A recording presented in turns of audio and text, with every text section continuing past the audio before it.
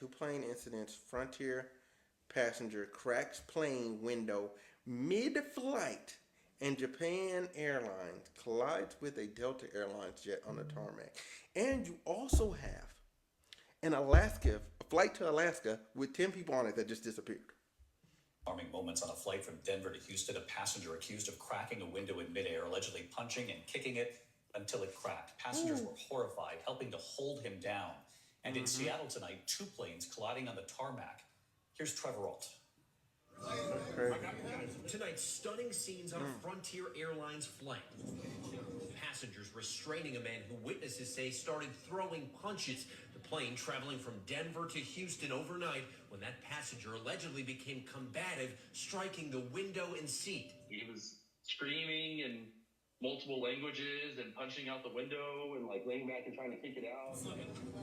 Passengers struggling to hold him down, fighting to tie his hands and buckling him into a seat. It took a couple guys to get his arms behind him and secured. The plane window seemed cracked with blood stains. A police officer meeting the plane at the gate upon landing. The Houston PD says Frontier Airlines declined to press charges.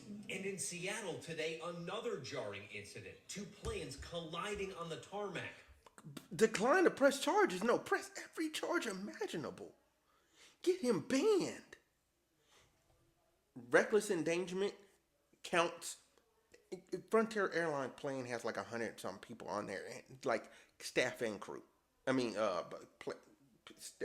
they have about like 8 to 10 crew members, and then you have passengers. It ends up being 100 some people. He tried to kill everybody. Attempted murder, reckless endangerment times 100. Like, give him every count imaginable for the whole thing, and then ban him from flying. He should be permanently barred from flying anywhere. Okay, I want to see him kick a train. You won't win that fight. The wing of a taxiing Japan Airlines flight striking the tail of a Delta Airlines plane waiting for de-icing. The plane just kind of jolted. It felt like we were in a car accident. The Delta tail was like lodged into the wing. The FAA saying the aircraft were in an area that is not under air traffic control. Passengers deplaning from both aircraft. No one was injured. David, the FAA has now opened an investigation into how those planes collided in Seattle. Meantime, Frontier Airlines had no comment on that restrained passenger. David, Trevor Alt with us tonight. Trevor, thank you. Bro, what is going on in America, bro? Because if y'all know, we had the video of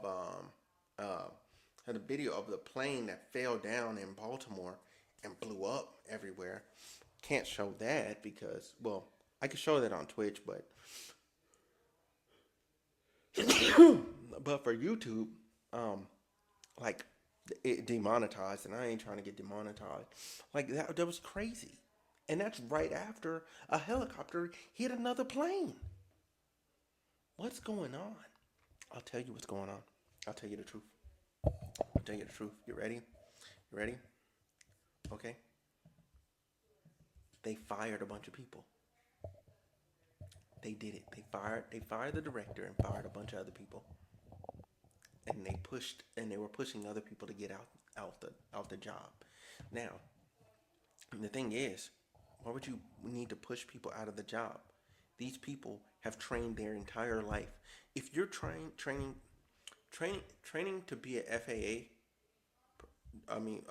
air traffic controller, training to be an air traffic controller is the same as training to be a doctor. Like, you go through years and years of rigorous training, right? You're not going to typically be a master of that and be a master of other things too. Like, if you're an air traffic controller, that's what you are, and that's it. So you're talking about elite people, because if you can't pass the test, they're not letting you in. It's just like being a lawyer. If you don't pass the bar, you're not a lawyer. It's that simple. I don't understand it. I don't understand it. I don't get it. I don't get it. I should have don't. I don't get it. That's not political. That is not a position that's political. A doctor in a hospital. That is not political. You want an expert? They're going to hire an expert. You're not going to be just some random guy that doesn't know what is going on. It's just like working at NASA. You're not just going to just anybody can be a rocket scientist. No, you got to be really, really smart. Really smart. Obscenely smart. All these people that work these jobs, these high skill jobs, it's just like a pilot. Like they had to get numerous and numerous hours. Like you had to get a lot of hours, a lot of flying time.